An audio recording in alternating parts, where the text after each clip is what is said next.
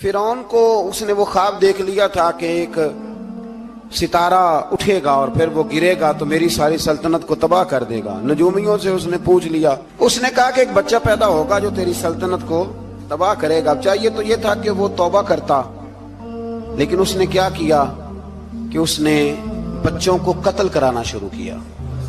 یذبحون ابناءکم، ذبح کرا دیتا تھا تمہارے بیٹوں، اور بچیوں کو وہ زندہ رکھتا تھا۔ تو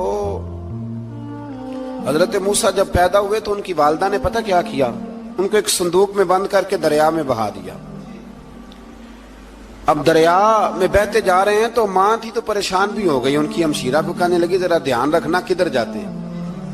حضرت موسیٰ علیہ السلام دریا میں بہتے بہتے نا فرعون نے نا دریا کے کنارے مکان بنایا ہوا تھا۔ آپ کو پتہ ہے بادشاہوں کا ذوق ہوتا ہے، آج کل ہمارے جو حکمران ہیں انہوں نے اس کا نام فارم ہاؤس رکھا ہوا ہے، میرا فارم ہاؤس، اور پرانے زمانے میں لوگ ڈیرا کہتے تھے۔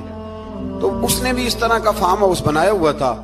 وہاں پہ حضرت موسیٰ علیہ السلام تیرتے ہوئے تابوت کے اندر صندوق کے اندر جا رہے ہیں۔ فرعون اور ان کی بیوی حضرت آسیہ بے اولاد تھیں، بڑی تڑپ تھی بیٹے کی، وہ بھی وہاں کھڑی تھی۔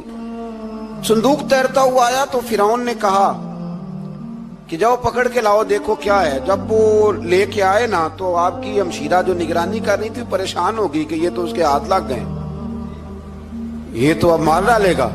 لیکن جب خوبصورت اور چمکتا ہوا بچہ دیکھا تو بی بی آسیہ کہنے لگی یہ بنی اسرائیل کا ہے ہی نہیں، یہ تو پتہ نہیں کہاں سے بہتا ہوا یہاں آ گیا ہے، تم ایسے ہی چھوڑ، یہ پتہ نہیں کہاں سے ہے، رکھ نہ لیں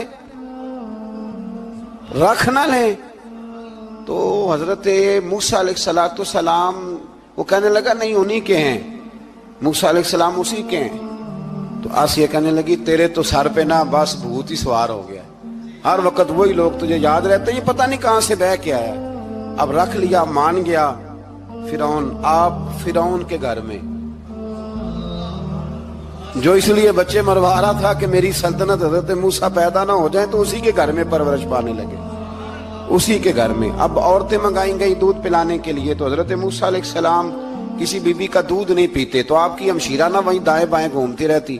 تو کہنے لگی جناب آسیہ سے کہ میں ایک بی بی کو جانتی ہوں، بڑی صاف ستھری ہے، مجھے امید ہے یہ بچہ اس کا دودھ پیے گا۔ تو فرعون کہنے لگا دوڑ کے لا، تو اپنی والدہ کو لے کے آئیں تو حضرت موسیٰ نے فوراً دودھ پینا شروع کر دیا۔ فرعون کو پھر تھوڑا شک ہوا۔ ایک روایت یوں بھی لکھی ہے بعض لوگوں نے کہ فرعون ایک دن اٹھایا ہوا تھا حضرت موسیٰ کی ابھی تھوڑی سی عمر تھی، تو آپ نے اس کی داڑھی پکڑ کے تو ایک گھونسا دے مارا، جلالی تو شروع سے ہے نا۔ تو کہنے لگا آسیہ تو مان نہ مان یہ بچہ وہی ہے۔ تو حضرت بی بی آسیہ کہنے لگی کہ تجھے غلط فہمی ہے، یہ وہ نہیں ہے۔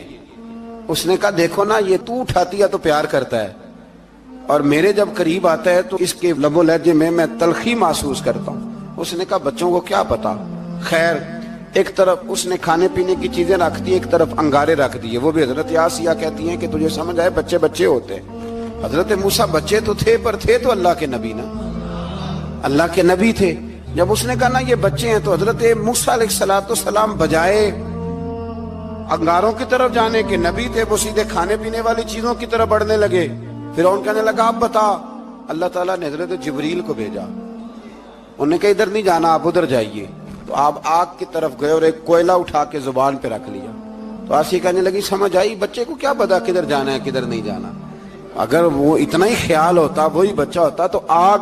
اور بعض مفسرین نے لکھا ہے یہ جو حضرت موسیٰ دعا مانگتے تھے نا رب اشرح لی صدری ویسر لی امری، یہ وہ آگ کا انگارہ جب کوئلہ منہ میں رکھا تھا نا تو اس کی وجہ سے زبان میں کچھ لکنت آ گئی، تو آپ دعا کرتے تھے